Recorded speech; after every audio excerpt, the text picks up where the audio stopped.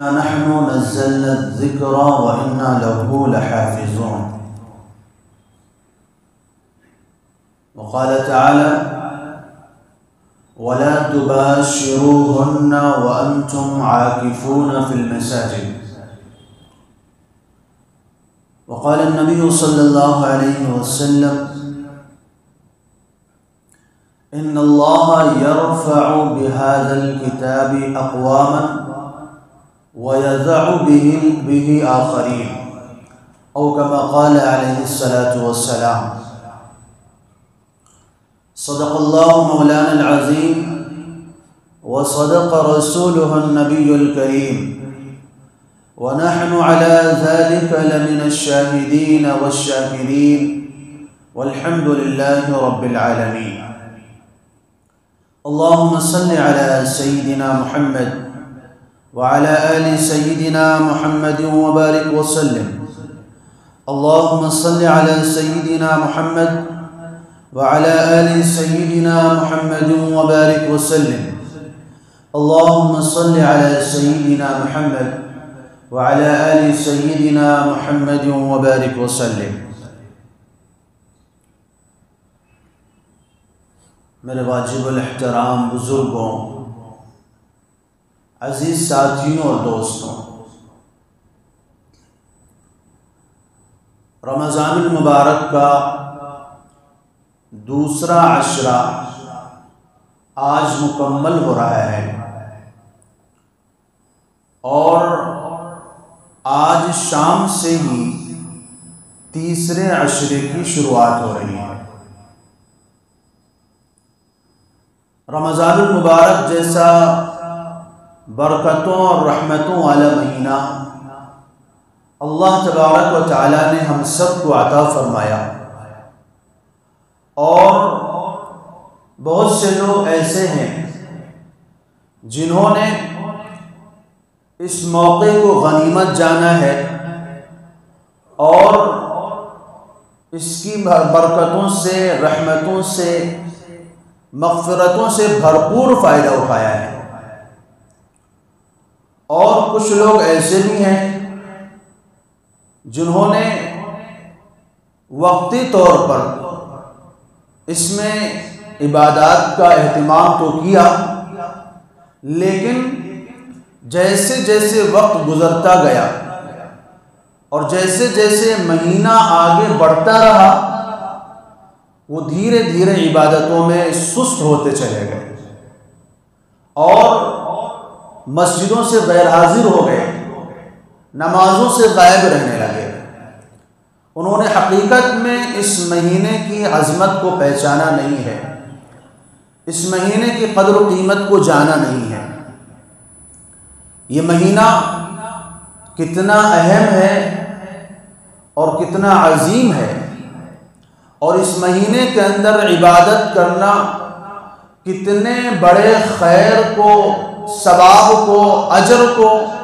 اپنے اعمال نامے میں جمع کر لینے کا ہے، اس کا اندازہ تو اس وقت ہوگا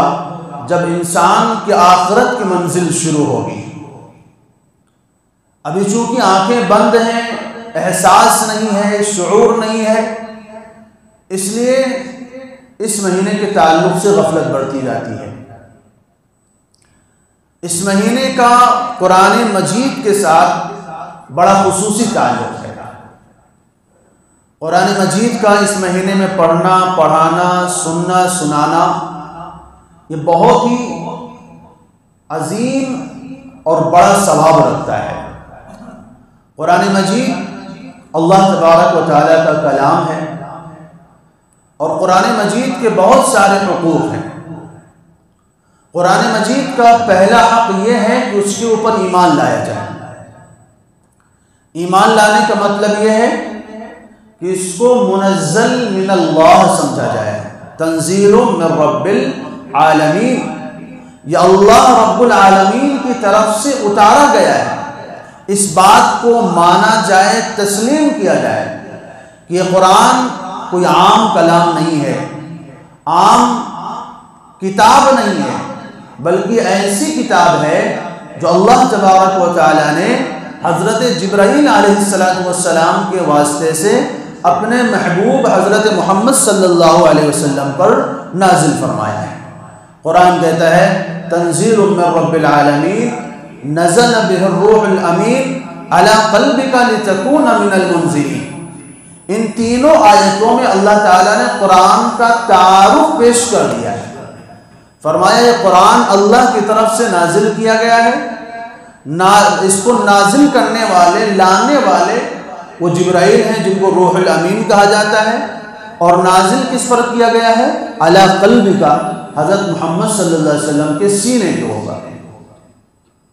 تو اللہ تعالیٰ نے ان تینوں آیتوں میں قرآن کہاں سے آیا ہے، کون لایا ہے، کس پر نازل کیا گیا ہے، یہ مقصد اللہ تعالیٰ نے بتا دیا ہے، یہ تعارف اللہ تعالیٰ نے پیش فرما دیا ہے۔ قرآن مجید اور دیگر کتابوں میں فرق یہ ہے کہ قرآن مجید اللہ کا کلام ہے اور دیگر کتابیں اللہ کی کتاب ہیں۔ کتاب کہتے ہیں اس چیز کو جو لکھی جاتی ہے، اور کلام کہتے ہیں اس چیز کو جو بولا جاتا ہے۔ اللہ نے موسیٰ علیہ السلام کو تورات دیا، وہ کتاب ہے، وہ لکھی ہوئی شکل میں ملی تھی۔ اللہ تعالیٰ نے حضرت عیسیٰ علیہ السلام کو انجیل دیا، وہ کتاب ہے، لکھی ہوئی شکل میں ملی تھی۔ اللہ تعالیٰ نے داؤد علیہ السلام کو زبور دیا، وہ کتاب ہے، لکھی ہوئی شکل میں ملی تھی۔ لیکن قرآن مجید اللہ کا کلام ہے، اللہ نے بول کر کے بھیجا ہے۔ باقاعدہ جبرائیل علیہ السلام کو بول کر کے بھیجتے تھے، اور جبرائیل علیہ السلام اللہ کے وہ بول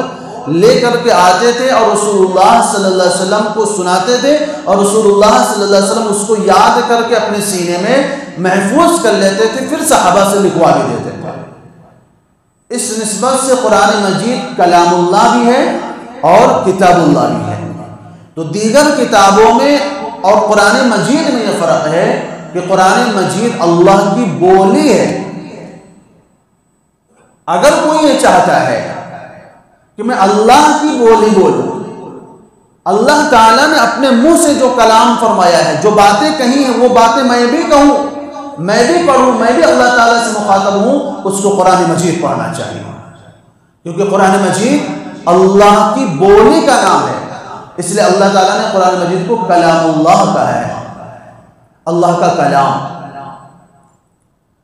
تو قرآن مجید کی خصوصیت ہے، دیگر کتابیں جو اتاری گئی تھیں وہ بدل دی گئی۔ قرآن مجید جیسے آج سے تقریباً 1500 سال پہلے محمد صلی اللہ علیہ وسلم پر نازل کیا گیا تھا بعینہ ہی، اسی طرح آج بھی موجود ہے۔ اور اس کی وجہ کیا ہے، اس کی حقیقت، اس کا سبب کیا ہے؟ اس کا سبب یہ ہے کہ قرآن مجید کی جو حفاظت کی گئی ہے، قرآن مجید کو جو محفوظ رکھا گیا ہے، اس کا سبب یہی ہے کہ قرآن مجید اللہ کا کلام ہے۔ اللہ تعالیٰ کی ذات باقی ہے، فنا نہیں ہو سکتی۔ قرآن مجید بھی باقی ہے، فنا نہیں ہو سکتا۔ اللہ تعالیٰ کی ذات جیسے ہمیشہ رہنے والی ہے، قرآن مجید بھی ہمیشہ رہنے والا ہے۔ اللہ تعالیٰ کی ذات میں کوئی عیب نہیں ہے، اس لیے قرآن مجید کے اندر بھی کوئی عیب نہیں ہے، کیونکہ قرآن اللہ کا کلام ہے۔ یہی وجہ ہے کہ قرآن مجید جب سے نازل ہوا ہے تب سے لے کر آج تک یہ چیلنج کر رہا ہے، یہ دعویٰ کر رہا ہے، باقاعدہ بلا رہا ہے کہ آؤ فأتوا بسورۃ من مثلہ ان کنتم صادقین۔ اگر اس قرآن میں اللہ کے کلام ہونے کے بارے میں تمہیں شک ہے، شبہ ہے، تم تردد میں پڑے ہو کہ پتہ نہیں یہ اللہ کا کلام ہے کہ انسانوں کا کلام ہے، ایسا تو نہیں کہ محمد صلی اللہ علیہ وسلم نے اپنے طرف سے اس کو بنا کر کے ہمیں سنا دیا ہے، یا کسی سے سن کر کے ہمیں سنا دیا ہے،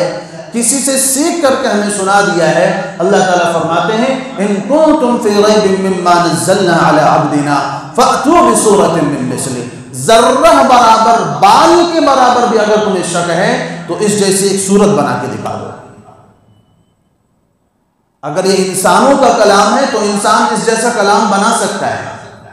اور اگر یہ انسانوں کا کلام نہیں ہے تو انسان کتنے بھی کوشش کر لے اس جیسا قرآن اس جیسا کلام نہیں بنا سکتا. اسی لیے اللہ تعالیٰ نے باقاعدہ چیلنج کر کے کہا ہے فَإِن لَمْ تَفْعَلُوا وَلَن تَفْعَلُوا، تم ہرگز یہ کام نہیں کر سکتے. تمہارے اندر جرأت ہی نہیں ہے، طاقت ہی نہیں کہ قرآن کریم جیسا کلام بنا کر کے پیش کر سکو. اس لیے قرآن مجید کو آپ دیکھیے، حروف کو ملا کر الفاظ بناتے جائیے، الفاظ ملا کر آیتیں بنائیے، آیتیں ملا کر رکوعات بنائیے، رکوع ملا کر سورتیں بنائیے، سورتیں ملا کر پارے بنائیے، اور پارے ملا کر منزلیں بنائیے. قرآن مجید کی 7 منزلیں، 30 پارے اور 114 رکوع اور جو ہے 500 سے زیادہ قریب جو ہے رکوعات، 114 سورتیں اور قرآن مجید کی 6000 سے زیادہ آیتیں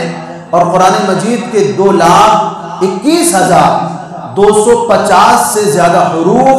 اس بات کا چیلنج کر رہے ہیں کہ قرآن مجید جیسے محمد صلی اللہ علیہ وسلم پر نازل ہوا تھا ویسے کا ویسا آج بھی حرف بحرف موجود ہے، ایک حرف کی بھی اس کے اندر تبدیلی نہیں ہوئی،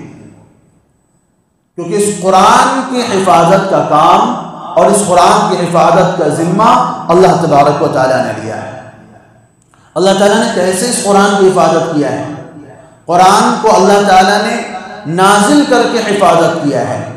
جبرائیل نے قرآن کی حفاظت کی محمد صلی اللہ علیہ وسلم پر پہنچا کر کے، اور محمد صلی اللہ علیہ وسلم نے اس قرآن کی حفاظت کی ہے امت تک پہنچا کر کے، اور صحابہ نے اس قرآن کی حفاظت کی ہے اپنی جانوں کا نذرانہ لٹا کر کے. محدثین نے حدیثوں کے ذریعے قرآن کی حفاظت کی ہے، فقہاء نے مسائل نکال کر کے اس قرآن کی حفاظت کی ہے، حافظوں نے اس کو سینے میں محفوظ کر کے اس قرآن کی حفاظت کی ہے، اور مفسرین نے قرآن مجید کی تفسیریں لکھ کر کے قرآن کی حفاظت کی ہے، مبلغین نے قرآن کی تبلیغ کر کے قرآن کی حفاظت کی ہے. یہ سب قرآن کی حفاظت کے ذرائع ہیں. اللہ تعالیٰ اپنے قرآن کی حفاظت کیسے کرتا ہے؟ ایک روایت میں آتا ہے کہ رسول اللہ صلی اللہ علیہ وسلم نے فرمایا ان اللہ یؤید ھذا الدین بالرجل الفاجر، اللہ تعالیٰ کبھی فاسق اور فاجر آدمی سے بھی اپنے دین کی مدد لے لیتا ہے، اپنے دین کا کام کروا لیتا ہے. ایک آدمی ایسا ہوتا ہے جو اس کی ذاتی حیثیت بہت خراب ہوتی ہے، برا انسان ہوتا ہے، بدعمل ہوتا ہے، بد کردار ہوتا ہے، لیکن اللہ تعالیٰ اس سے بھی اپنے دین کا کوئی ایسا کام لے لیتے ہیں جو بڑے بڑے دیندار لوگ بھی نہیں کر پاتے ہیں. تو قرآن مجید ایک ایسی کتاب ہے جو نہ کبھی بدلی جا سکتی ہے، نہ تبدیل کی جا سکتی ہے، نہ مٹائی جا سکتی ہے، نہ ختم کی جا سکتی ہے. اس کی وجہ کیا ہے؟ اللہ نے اس کی حفاظت کی ذمہ داری دی ہے. تو آقا صلی اللہ علیہ وسلم نے کیا فرمایا کہ اللہ تعالیٰ اپنے دین کی مدد کبھی فاسق اور فاجر آدمی سے بھی لے لیتا ہے. اور اس کی مثال ہے حجاج بن یوسف، جس کا تذکرہ آج فجر کی نماز میں بھی آیا تھا.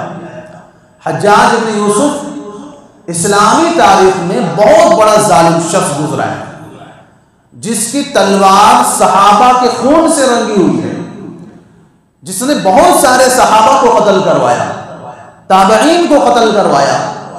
اور مسلمانوں کی بہت بڑی تعداد جن کی تعداد کتابوں میں 1,25,000 کے قریب لکھی ہوئی ہے، 1.25 مسلمانوں کو اس نے قتل کروایا ہے. اتنا بڑا ظالم. لیکن اللہ تعالیٰ نے اس ظالم سے اپنے دین کا کام لیا ہے، اپنے قرآن کی حفاظت کا کام لیا ہے. قرآن مجید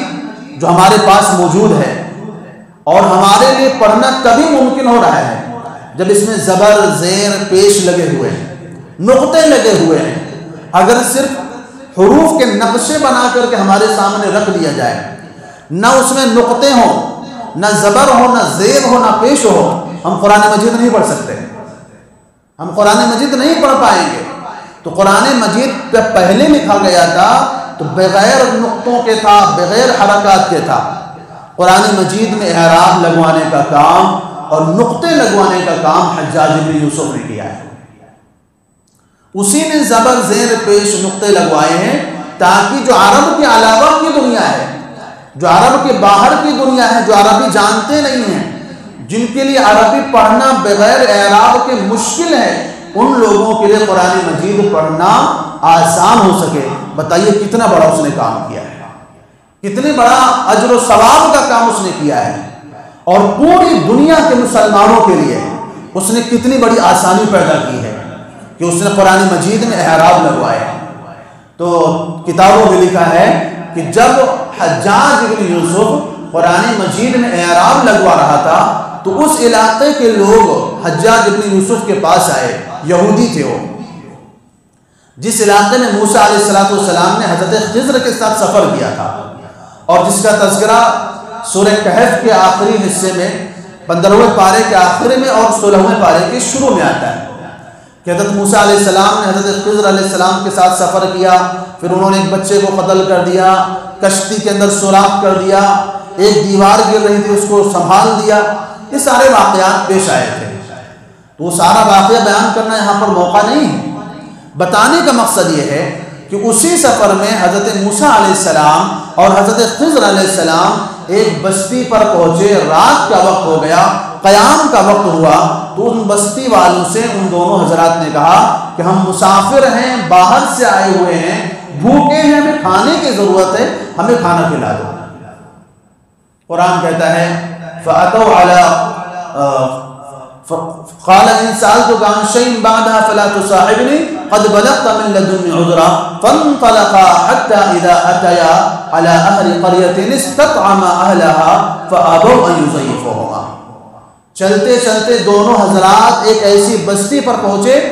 جہاں پر قیام کا وقت ہوا، تو ان بستی والوں سے کھانا چاہا، ان لوگوں سے کہا کہ ہمیں کھانے کی ضرورت ہے، ہمیں کھانا کھلا دو۔ فَأَبَوْا أَن يُضَيِّفُوهُمَا، ان بستی والوں نے کھانا دینے سے انکار کر دیا، کہا تم کو کھانا نہیں کھلائیں گے۔ تو جس بستی میں یہ واقعہ پیش آیا تھا، اس بستی کے لوگ اس زمانے میں حجاج بن یوسف کے پاس آئے اور آ کر کے کہنے لگے کہ ہم لوگوں نے سنا ہے کہ آپ قرآن مجید میں اعراب لگوا رہے ہیں، نقطے لگوا رہے ہیں، بہت بڑا کام کر رہے ہیں، بہت بڑا اجر و ثواب کا کام آپ کر رہے ہیں، لیکن ہماری آپ سے گزارش ہے، اگر آپ ہماری گزارش قبول کر لیں گے تو ہم آپ کے بڑے احسان مند ہوں گے۔ حجاج بن یوسف نے کہا بتاؤ کیا گزارش ہے آپ لوگوں کی، کیا چاہتے ہیں؟ تو انہوں نے کہا کہ وہ موسیٰ علیہ السلام کے واقعے میں جو وہ لفظ آیا ہے فَأَبَوْا أَن يُضَيِّفُوهُمَا، اسی لفظ کے بارے میں ہم آپ سے بات کرنے کے لیے آئے ہیں۔ اس میں فَأَبَوْا أَن يُضَيِّفُوهُمَا ہے، فَأَبَوْا میں با ہے، ہم یہ چاہتے ہیں کہ یہ با کا نقطہ ہٹا دیں اور اس کی جگہ اس کو تا بنا دیں، فَأَتَوْا أَن يُضَيِّفُوهُمَا کر دیں۔ کتنا فرق کرنا تھا؟ نیچے سے ایک نقطہ ہٹانا تھا اور اوپر دو نقطے لگانے تھے، کوئی حرف نہیں بدلنا، کوئی اعراب تبدیل نہیں کرنا تھا، زبر زیر نہیں بدلنا تھا، کوئی تبدیلی نہیں کرنی تھی، بس کرنا کیا تھا؟ نیچے سے ایک نقطہ جو با کا نقطہ ہے اس کو ہٹا دیں اور اوپر دو نقطے تا کے لگا دیں، کیونکہ فَأَبَوْا أَن يُضَيِّفُوهُمَا کے معنی ہیں ان لوگوں نے کھانا دینے سے انکار کر دیا، اور اگر آپ اس کو فَأَبَوْا کے بجائے فَأَتَوْا بنا دیں گے، نیچے کا نقطہ ہٹا کر اوپر لگا دیں گے اور ایک نقطے کا اضافہ کر دیں گے، تو اب مطلب یہ ہو جائے گا فَأَتَوْا أَن يُضَيِّفُوهُمَا، ان لوگوں نے کھانا کھلا دیا۔ نقطے کا فرق دیکھیے، معنی میں کتنا فرق آ رہا ہے۔ فَأَبَوْا کے معنی انکار کر دیا، فَأَتَوْا کے معنی ہے کھلا دیا۔ کہا اگر آپ یہ نقطہ بڑھا دیں گے تو آپ کو کوئی نقصان نہیں ہے، آپ کو کوئی فرق نہیں پڑتا ہے، لیکن ہماری جو ضلالت چلی آ رہی ہے، بدنامی چلی آ رہی ہے کہ ہمارے باپ داداؤں نے موسیٰ علیہ السلام کو کھانا دینے سے انکار کر دیا تھا، ہمارے بڑوں نے خضر علیہ السلام کی مہمان نوازی کرنے سے انکار کر دیا تھا، یہ ذلت کا داغ اور اس شرمندگی کا داغ ہم لوگوں سے دھل جائے گا اور ہم لوگ آئندہ زمانے میں بدنامی سے بچ جائیں گے۔ تو حجاج بن یوسف نے کہا بس اتنی سی بات ہے، انہوں نے کہا بس اتنی چھوٹی سی گزارش لے کر کے آئے ہیں کہ ہمارا بہت بڑا مسئلہ حل ہو جائے گا اور آپ کو کوئی فرق نہیں پڑتا ایک نقطے کی تبدیلی سے۔ حجاج نے کہا ٹھہرو، مہمان خانے میں قیام کرو، ہم تمہاری ضیافت کا انتظام کرتے ہیں، اس کے بعد تمہاری خواہش کو پورا کرتے ہیں۔ کہتے ہیں حجاج گیا اندر سے تلوار لے کر کے آیا، اور تلوار لے کر کے آیا، 10 یہودی آئے ہوئے تھے، ان 10 کے 10 یہودیوں کو صف میں کھڑا کر دیا اور کہا ہے میرے مالک، میرے اللہ، میں بے شک بڑا ظالم ہوں، میں بڑا فاجر ہوں، بد کردار ہوں، میں نے بڑے بڑے نیک مسلمانوں کو قتل کروایا ہے، لیکن جس قرآن کی حفاظت کی ذمہ داری تو نے لی ہے، یہ نالائق اور یہ ناہنجار چاہتے ہیں میں اس قرآن میں تبدیلی کروں، لہذا ان لوگوں کے بارے میں میرا یہ فیصلہ ہے کہ ان 10 کے 10 یہودیوں کو ایک لائن میں کھڑا کروا کر ان سب کے سر جو ہے سروں کو قلم کروا دیا،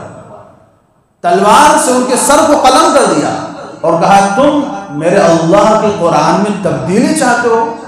ایک نقطے کے برابر فرق چاہتے ہو۔ تو کہنے کا مطلب یہ ہے کہ حجاج اگرچہ بدکردار آدمی تھا، فاسق آدمی تھا، ظالم تھا، لیکن رسول اللہ صلی اللہ علیہ وسلم نے فرمایا کہ اللہ تعالیٰ فاسق آدمی سے بھی اپنے دین کی خدمت لے لیتے ہیں۔ تو قرآن مجید ایسی کتاب ہے، اللہ تعالیٰ نے اس کی حفاظت کا ایسا انتظام کیا ہے کیونکہ قرآن مجید میں رسول اللہ صلی اللہ علیہ وسلم کی سیرت محفوظ ہے۔ قرآن مجید اگر الفاظ ہیں تو رسول اللہ صلی اللہ علیہ وسلم اس کا عمل ہے، قرآن مجید اگر متن ہے تو رسول اللہ صلی اللہ علیہ وسلم اس کی تشریح ہے، قرآن مجید اگر وعظ ہے تو رسول اللہ صلی اللہ علیہ وسلم اس کے واعظ ہیں، قرآن مجید اگر ہدایت ہے تو رسول اللہ صلی اللہ علیہ وسلم اس کے ہادی ہیں، قرآن مجید اگر نور ہے تو رسول اللہ صلی اللہ علیہ وسلم سراج منیر ہیں۔ اللہ تعالیٰ نے رسول اللہ صلی اللہ علیہ وسلم کی سیرت کو اس قرآن میں محفوظ رکھا ہے۔ روایات میں آتا ہے کہ ام المؤمنین سیدہ طیبہ طاہرہ عفیفہ کائنات اور صدیقہ کائنات حضرت عائشہ صدیقہ رضی اللہ تعالیٰ عنہ سے کسی صحابی نے جا کر پوچھا تھا کیف کان خلق النبی صلی اللہ علیہ وسلم، نبی صلی اللہ علیہ وسلم کے اخلاق کیسے تھے، آپ کی عادتیں کیسی تھی، آپ کی فطرت کیسی تھی، آپ کا اپنوں کے ساتھ غیروں کے ساتھ معاملہ کیسا تھا، آپ کی بول چال، آپ کا ملنا جلنا، آپ کا اٹھنا بیٹھنا، آپ کا سونا جاگنا کیسا تھا۔ تو حضرت عائشہ رضی اللہ تعالیٰ نے پوچھا اما تقرؤ القرآن، قرآن نہیں پڑھتے ہو، کیا قرآن کی تلاوت نہیں کرتے ہو؟ تو انہوں نے کہا جی ہاں امی عائشہ، ہم تو قرآن مجید روزانہ پڑھتے ہیں، قرآن مجید کی روزانہ تلاوت کرتے ہیں۔ تو حضرت عائشہ صدیقہ رضی اللہ تعالیٰ عنہ نے فرمایا پھر یہ قرآن مجید جو ہے کان خلقہ القرآن، یہ پورا کا پورا قرآن یہ نبی صلی اللہ علیہ وسلم کے اخلاق ہے، یعنی قرآن میں اللہ نے جو کچھ بیان کیا ہے، قرآن میں اللہ تعالیٰ نے جتنی باتوں کا حکم دیا ہے، جتنی باتوں سے منع کیا ہے، جو اچھی باتیں جن کے کرنے کا حکم دیا ہے، جو بری باتیں جن کے رکنے کا حکم دیا ہے،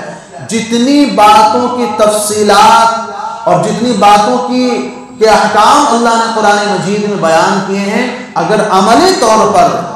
مجسم طور پر اس کی تفسیر دیکھنا چاہتے ہو، اس کی تشریح دیکھنا چاہتے ہو تو رسول اللہ صلی اللہ علیہ وسلم کی زندگی قرآن مجید کی عملی تفسیر ہے۔ یعنی جو کچھ قرآن میں ہے نبی صلی اللہ علیہ وسلم نے نبی صلی اللہ علیہ وسلم کے اوپر وہی ساری باتیں فٹ آتی، وہی ساری باتیں نبی صلی اللہ علیہ وسلم کے اندر موجود ہیں۔ تو کان خلقہ القرآن، نبی صلی اللہ علیہ وسلم کے اخلاق قرآن تھے۔ اور فرمایا قرآن مجید کی مثال بارش کی طرح ہے۔ اب بارش اترتی ہے تو بارش اترنے کے بعد زمینیں دو طرح کی ہوتی ہیں، ایک بنجر زمین ہوتی ہے جس کو شوریدہ زمین کہا جاتا ہے، جب وہاں پر بارش اترتی ہے تو وہاں پر پانی جمع نہیں ہوتا ہے، پانی وہاں سے نکل جاتا ہے، وہاں پر پھول پتیاں سبزیں کچھ نہیں اگتے ہیں، بلکہ وہاں پر پانی جمع ہو کر اور بدبو پیدا ہو جاتی ہے۔ اور ایک زمین ایسی ہوتی ہے جہاں پر جب بارش اترتی ہے تو بارش اترنے کے بعد وہ زمین نرم ہو جاتی ہے، اس سے سبزیاں اگتی ہیں، گھاس اگتی ہیں، پھول پتیاں نکلتے ہیں، غلے پیدا ہوتے ہیں۔ تو فرمایا جیسے قرآن مجید ہے، جیسے بارش اترتی ہے ایسے قرآن مجید بھی آسمانوں سے آیا ہے۔ جب بارش آتی ہے تو صاف ستھری آتی ہے، گندی زمین میں اترتی ہے تو بارش کا پانی گندا ہو جاتا ہے، اور صاف ستھری زمین میں اترتی ہے تو بارش کا پانی بھی نفع بخش ہو جاتا ہے۔ ایسے قرآن مجید بھی صاف ستھرا اترا ہے۔ جب قرآن مجید ابو لہب، ابو جہل، عتبہ شیبہ اور جو ہے عبداللہ ابن ابی، اس طرح کے جیسے گندے لوگوں کے دلوں پر اترا تو ان کے دل اور بھی زیادہ گندے ہو گئے، اور یہی قرآن مجید جب ابو بکر، عمر، عثمان اور صحابہ کرام اور اللہ کے نیک بندوں کے دلوں پر بارشوں کی طرح نازل ہوا تو ان کو اور بھی زیادہ نکھار دیا، ان کو کھلا دیا کہ ابو بکر سے صدیق بن گئے، عمر عادل ظالم سے عادل بن گئے، عثمان پر جب قرآن آیا تو عثمان سخاوت کے پیکر بن گئے، حیا کی مثال بن گئے، علی کے دل پر جب قرآن نازل ہوا تو علی حیدر کرار بن گئے۔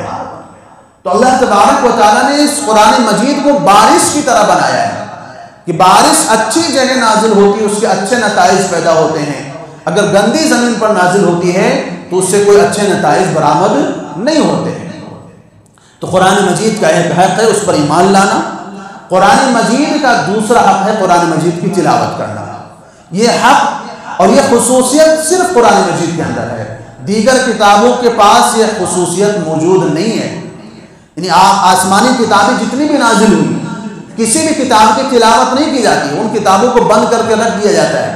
جیسے وکیل اپنی وکالت کی کتابیں بند کر کے رکھ دیتا ہے، کب نکالتا ہے؟ جب کوئی قانون دیکھنا ہوتا ہے، کوئی مسئلہ دیکھنا ہوتا ہے تو پہلی کتابوں کی حیثیت بھی ایسی ہے کہ جب کوئی مسئلہ بتانا ہوتا تھا، کوئی حکم بتانا ہوتا تو کھول کر بتا دیا کرتے تھے۔ اس کی باقاعدہ تلاوت، پڑھنا، اس کو یاد کرنا، اس کو سینے میں محفوظ رکھنا، یہ پہلی کتابوں کے اندر نہیں تھا۔ یہ صرف قرآن مجید کی خصوصیت ہے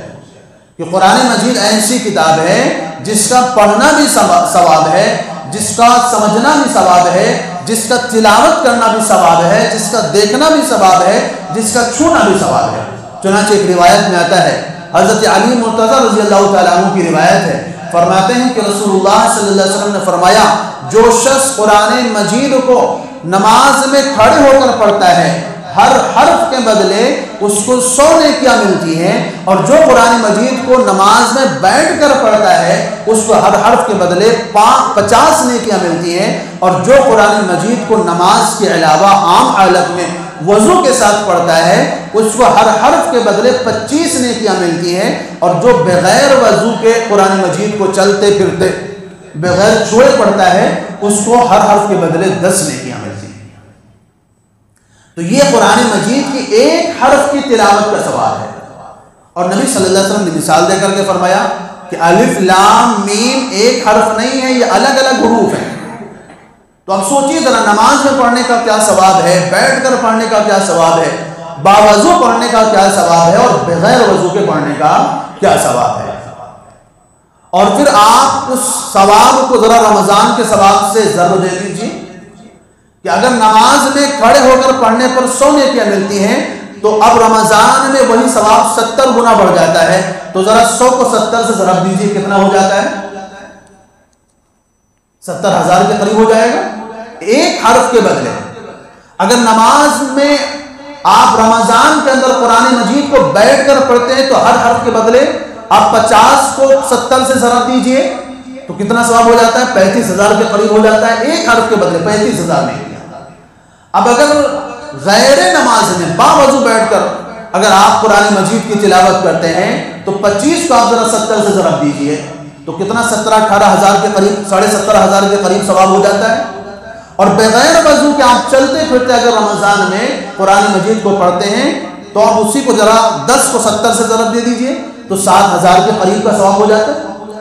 تو ایک ایک حرف کے بدلے اللہ تعالیٰ اتنا بڑا اجر و ثواب دیتے ہیں۔ پھر ایک رات آتی ہے اس مہینے کے اندر جس کو لیلۃ القدر کہتے ہیں، جو آج آخر عشرہ شروع ہو رہا ہے، اور آخری عشرے کے اندر وہ رات موجود ہوتی، کس رات میں ہے وہ متعین نہیں ہے، لیکن اگر کوئی بندہ لیلۃ القدر میں عبادت کرتا ہے اور قرآن مجید کی تلاوت کرتا ہے تو لیلۃ القدر میں تو 83 سال سے زیادہ کا ثواب ہے۔ اب رمضان میں اگر کوئی 83 سال بیٹھ کر قرآن مجید پڑھے، اب ایک حرف کے بدلے اگر آپ 70,000 کا حساب لگائیں تو سوچی کتنا بڑا اجر و ثواب کا ذخیرہ قرآن مجید کا انسان اپنے اعمال نامے میں محفوظ کر لیتا ہے۔ تو یہ تو صرف ایک حرف کے پڑھنے کا بتایا میں نے۔ اب قرآن مجید میں نے بتایا 2,21,000 سے زیادہ حروف ہیں۔ اب 2,21,000 سے جو زیادہ حروف ہیں، اگر یہ حروف آپ نماز میں پڑھتے ہیں یا سنتے ہیں تو سوچیے کہ اس کا ثواب کتنا بڑا ہو جاتا ہے، کتنا زیادہ ہو جاتا ہے۔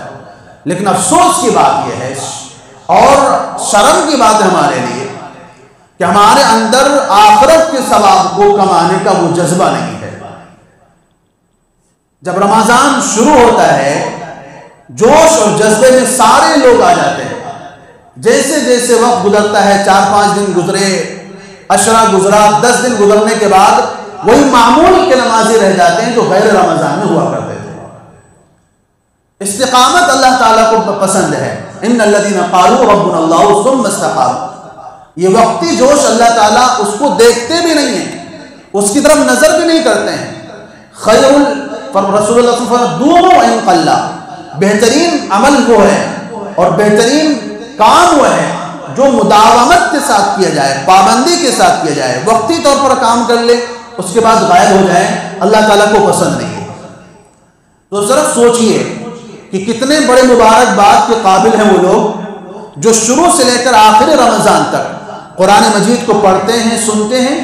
ان کے اعمال نامے میں کتنا بڑا ثواب درج کیا جا رہا ہے، لکھا جا رہا ہے، اور کتنے بدنصیب ہیں وہ لوگ، کتنے بدبخت ہیں وہ لوگ، اور کتنے بڑے محروم ہیں وہ لوگ جو اس مبارک مہینے کے اندر بھی نمازوں کا اہتمام نہیں کرتے، قرآن مجید پڑھتے نہیں ہیں، سنتے نہیں ہیں۔ ذرا سوچیے کہ وہ کتنے بڑے خیر سے اور کتنے بڑے ثواب سے محروم ہو رہے ہیں۔ قرآن مجید ایسی کتاب ہے، اللہ تعالیٰ نے اس کی تلاوت کی ہے۔ حدیث میں آتا ہے کہ قرآن مجید کی اللہ تعالیٰ نے سورہ یاسین اور سورہ طٰہٰ کی تلاوت کی، آسمان و زمین کے 1000 سال سے بنانے سے پہلے، آسمان و زمین کے پیدا کرنے سے 1000 سال پہلے اللہ تعالیٰ نے ان دونوں سورتوں کی تلاوت کی، تو فرشتوں نے کہا تھا طوبی لامۃ ینزل ھذا علیہا، کہ خوشخبری ہے اس امت کے لیے جس امت پر قرآن کی یہ صورتیں نازل ہوگی، اور طوبی لاجواف تحمل ھذا، اور فرمایا خوشخبری ہو ان سینوں کے لیے جو سینے اس قرآن کو اپنے اندر محفوظ کریں گے، وطوبی لالسنۃ تتکلم بھذا، اور خوشخبری ہو ان زبانوں کے لیے جو زبانیں اس قرآن مجید کو پڑھیں گی، اس کی تلاوت کریں گی۔ رسول اللہ صلی اللہ علیہ وسلم کی پوری زندگی قرآن مجید کی تلاوت میں گزری۔ ہم 5 منٹ کی 2 رکعت میں، 10 منٹ کی 2 رکعت میں تھک جاتے ہیں، پیر اٹھانا شروع کر دیتے ہیں، ادھر ادھر آنا جانا بھاگنا شروع کر دیتے ہیں۔ ذرا اپنے نبی کی نماز کا ذرا سوچو، 6-6 7-7 پارے ایک رکعت میں پڑھ جایا کرتے تھے، 6-6 پارے، وہ بھی نبی کی تلاوت تھی، پوری ترتیل کے ساتھ، تجوید کے ساتھ ٹھہر ٹھہر کے پڑھنا ہوتا تھا۔ 6-6 پارے 7-7 پارے ایک رکعت میں پڑھتے تھے۔ ابو بکر صدیق رضی اللہ تعالیٰ عنہ ایمان لائے، نبی صلی اللہ علیہ وسلم پوچھا میری ڈیوٹی کیا ہے؟ آپ صلی اللہ علیہ وسلم نے فرمایا جو میری ڈیوٹی ہو تمہاری ڈیوٹی ہے۔ صبح سے گئے شام تک قرآن مجید کی تبلیغ کرتے رہے، شام کو 6 افراد کو مسلمان بنا کر لا کر نبی صلی اللہ علیہ وسلم کی خدمت میں پیش کیا اور کہا یہ آج کے دن کی کمائی ہے۔ اور وہ 6 افراد کون تھے؟ عثمان رضی اللہ تعالیٰ عنہ اور طلحہ رضی اللہ تعالیٰ عنہ، زبیر رضی اللہ تعالیٰ عنہ، ابو عبیدہ بن الجراح، عبد الرحمن ابن عوف اور سعد ابن ابی وقاص رضی اللہ عنہم۔ یہ وہ سارے 6 حضرات وہ ہیں جو عشرہ مبشرہ میں آتے ہیں، یعنی جن کو دنیا ہی میں رسول اللہ صلی اللہ علیہ وسلم نے جنت کی بشارت دی۔ عمر رضی اللہ تعالیٰ عنہ، آپ جانتے ہیں ایمان لانا بھی قرآن کے ذریعے ہوا اور خاتمہ بھی قرآن پر ہوا۔ فجر کی نماز میں قرآن پڑھتے ہوئے عمر رضی اللہ تعالیٰ عنہ شہید ہوئے۔ عثمان رضی اللہ تعالیٰ عنہ ایمان لائے تو سامع قرآن بن کر، زندگی گزاری تو قاری قرآن بن کر، خلافت نبھائی اور حکومت کی تو ناشر قرآن اور جامع قرآن بن کر، اور جب شہادت پائی ہے دنیا سے گئے ہیں تو شہید قرآن بن کر گئے ہیں کہ قرآن مجید کی تلاوت کر رہے تھے اور پہلے پارے کی وہ آیت فَسَيَكْفِيكَهُمُ اللَّهُ کی تلاوت ہو رہی تھی، اسی وقت ان کے اوپر حملہ ہوا ہے اور اسی وقت ان کو شہید کیا گیا ہے۔ تو قرآن مجید پڑھتے پڑھتے دنیا سے گئے۔ علی رضی اللہ تعالیٰ عنہ صبح سے لے کر شام تک قرآن مجید مکمل کر لیا کرتے تھے۔ اس کے علاوہ دیگر صحابہ، عبداللہ بن مسعود جن کے بارے میں رسول اللہ صلی اللہ علیہ وسلم نے فرمایا کہ تم مجھے قرآن پڑھ کر کے سناؤ، تو انہوں نے عرض کیا اللہ کے رسول قرآن تو آپ پر نازل ہوا، کہا نہیں میرا دل چاہتا کہ میں تم سے قرآن مجید کو سنا کروں۔ دیگر صحابہ کے بارے میں آتا ہے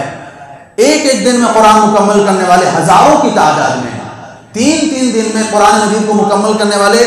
لاکھوں کی تعداد میں ملیں گے، اور 7 دن سے زیادہ تو کوئی لوگ جان ہی نہیں دیتا تھا۔ اس لیے قرآن مجید کی 7 منزلیں مقرر کی گئی ہیں کہ 7 دن میں قرآن مجید کو مکمل کرنا ہے، ایک دن میں ایک منزل کی تلاوت کرنی ہے۔ ایسا تو امت کا ایک بہت بڑے طبقے کا ہمیشہ کا معمول رہا ہے۔ لیکن اس قرآن مجید کے ساتھ ہمارا کیا تعلق ہے، ہمارا کیا رشتہ ہے کہ خود رمضان میں ہماری یہ حالت ہے کہ سلام پھیرنے کے انتظار میں ہوتے ہیں اور بھاگنے کی جلدی ہوتی ہے۔ مسجد میں آ کر نماز کا انتظار کرنا ارے رمضان میں غیر رمضان میں نہیں ہو سکتا تو کم از کم رمضان میں ہی بیٹھ کر قرآن مجید کی تلاوت کرنا، قرآن مجید کو سیکھنے کی کوشش کرنا، تھوڑا سا وقت مسجد میں گزارنا، یہ ہمارے لیے بالکل ایسا ہو گیا جیسے کوئی ناممکن بات ہو۔ عجیب سا ایک ماحول بنا ہوا ہے، ایک نحوست چھائی ہوئی ہے۔ سلام پھیرتے مسجد سے بھاگنا ہے، ایک طرف سلام نہیں پھیرا دوسری طرف مسجد سے نکل کر کے جانا ہے، جائے کہ قرآن کی تلاوت ہو، قرآن مجید رکھے ہوئے طاقوں میں سجائے ہوئے ہیں، پڑھنے کی توفیق نہیں ہو رہی ہے، اور ہمیں احساس نہیں ہے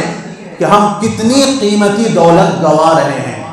کتنی عظیم چیز کو ہم اپنے ہاتھوں سے ضائع کر رہے ہیں۔ اس کا اندازہ تو ہمیں تب ہوگا جب ہماری اگلی زندگی شروع ہوگی اور اگلی زندگی کا مرحلہ شروع ہوگا۔ تو یہ آخری عشرہ شروع ہو رہا ہے کل سے، اور روایات میں آتا ہے کہ رسول اللہ صلی اللہ علیہ وسلم،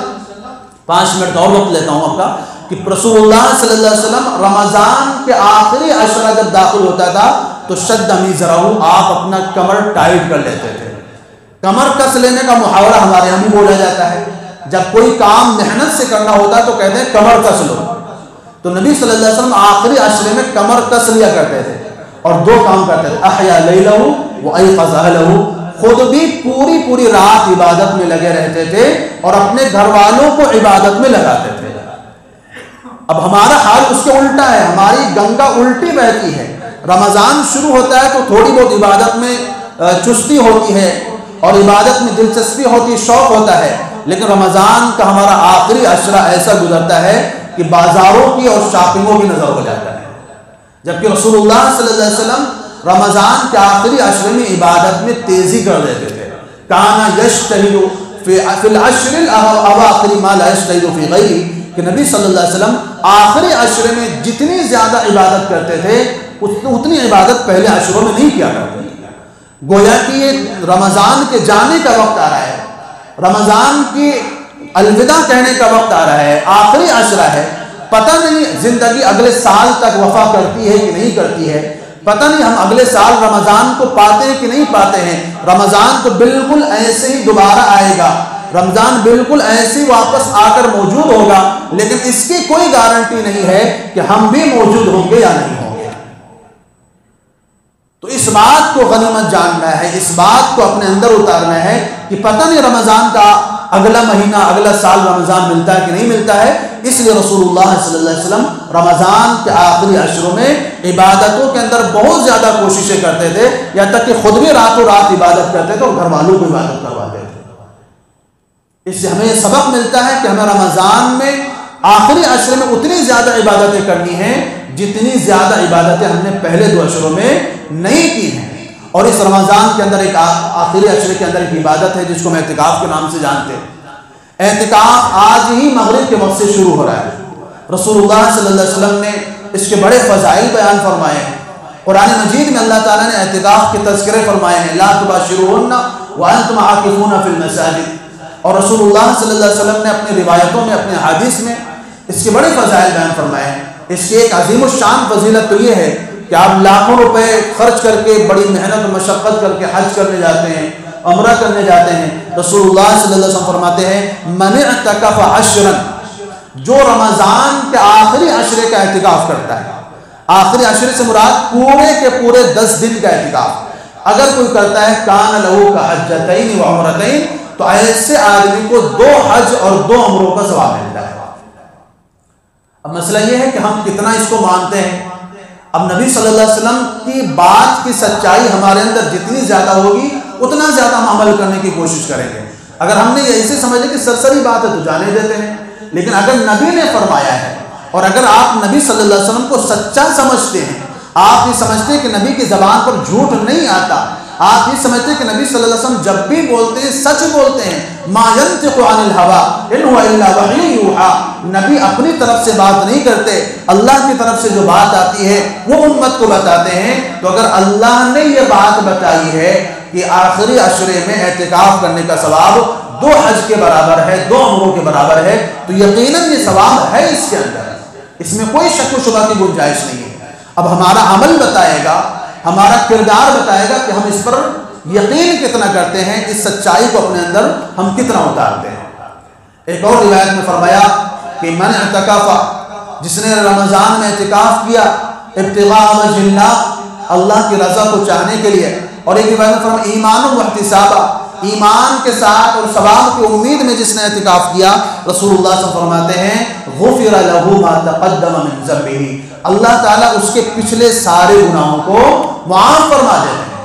اور وہ پرسوں روایت میں نے آپ کو سنایا تھا کہ فرماتے ہیں کہ جو اللہ کی رضا کے واسطے، اللہ کی رضا کو چاہنے کے لیے رمضان کے اندر ایک دن کا بھی اعتکاف کرتا ہے، ایک دن کا بھی، تو فرمایا اللہ تعالیٰ اس کے درمیان اور جہنم کے درمیان 3 خندقیں ایسی بنا دیتے ہیں، 3 کھائیاں ایسی بناتے ہیں جن میں سے ہر خندق زمین اور آسمان کی چوڑائی کے برابر ہوتی ہے۔ یعنی جتنی چوڑائی، جتنی دوری آسمان سے زمین کی ہے، اتنی بڑی بڑی 3 خندقیں اللہ تعالیٰ اس بندے کے درمیان اور جہنم کے درمیان بنا دیتے ہیں۔ تو یہ اتنے بڑے فضائل کے کام ہیں اور یہ اتنا بڑے اجر و ثواب کا کام ہے رمضان کے مہینے میں آخری عشرے کا اعتکاف کرنا، کیونکہ آپ جانتے ہیں کہ رمضان کے آخری عشرے میں ایک رات آتی ہے جو لیلۃ القدر ہے، اور اعتکاف کا مقصد بھی لیلۃ القدر کی تلاش ہے۔ روایت میں آتا ہے کہ نبی صلی اللہ علیہ وسلم نے صحابہ کے ساتھ پہلے عشرے کا اعتکاف کیا لیلۃ القدر کی تلاش میں، تو جبرائیل نے آ کر کے بتایا کہ وہ آگے ہے۔ پھر دوسرے عشرے کا اعتکاف کیا، تو جب دوسرا عشرہ مکمل ہونے کو آیا تو جبرائیل علیہ السلام نے آ کر کے بتایا جس رات کی آپ تلاش میں ہیں وہ آگے ہے۔ تو نبی صلی اللہ علیہ وسلم نے 20ویں رمضان میں اپنے خیمے سے نکل کر، اپنے جو خیمہ بنایا ہوگا مسجد کے اندر جو چادر وغیرہ لگا کر کے، اس سے نکل کر صحابہ میں اعلان کیا کہ میں نے رمضان کے پہلے عشرے کا اعتکاف کیا تھا لیلۃ القدر کی تلاش میں، پھر دوسرے عشرے کا اعتکاف کیا لیلۃ القدر کی تلاش میں، اب مجھے بتایا گیا ہے کہ وہ رات آخری عشرے میں ہے، لہذا جن جن لوگوں نے میرے ساتھ اعتکاف کیا ہے وہ رمضان کے آخری عشرے کا بھی اعتکاف کرے۔ اس روایت سے معلوم ہوا کہ رمضان کے اندر وہ عظیم الشان رات جس کو ہم لیلۃ القدر کے نام سے جانتے ہیں، جس میں ایک رات کا ثواب عبادت کرنا 83 سال سے زیادہ عبادت کے برابر ہے، وہ رات بھی رمضان کے آخری عشرے میں ہے۔ اور اگر کوئی بندہ رمضان کے اندر اعتکاف کر لیتا ہے، دنیا مافیہ سے کٹ کر آ کر اللہ کے گھر میں پڑ جاتا ہے، عبادت میں وقت گزارتا ہے، اللہ کو منانے کی کوشش کرتا ہے، تو اس میں کوئی شک نہیں ہے، کوئی شبہ نہیں ہے کہ ایسا بندہ لیلۃ القدر کو ضرور پالے گا اور اس کے ثواب کو ضرور حاصل کرے گا۔ اس لیے آپ سبھی حضرات سے گزارش ہے کہ بچوں کو، چھوٹے چھوٹے بچوں کو اعتکاف میں لگانے کے بجائے خود بھی اس ثواب کو حاصل کرنے کی کوشش کریں، اور بڑوں کے اندر یہ شوق پیدا ہونا چاہیے کہ ہم بھی اعتکاف کریں گے اور ہم بھی 2 حج اور 2 عمرے کا ثواب حاصل کریں گے۔ ان 10 دنوں کی عبادت کے ذریعے ہم بھی جو لاکھوں روپے خرچ کر کے جو ثواب ہم حاصل کرتے ہیں، وہ ثواب ہمیں 10 دن کی عبادت سے ہمیں حاصل ہو جائے گا۔ اللہ تبارک و تعالی ہم سب کو ان تمام باتوں پر یعنی سننے سے زیادہ عمل کی توفیق عطا فرمائے۔ وآخر دعوانا الحمدللہ رب العالمین۔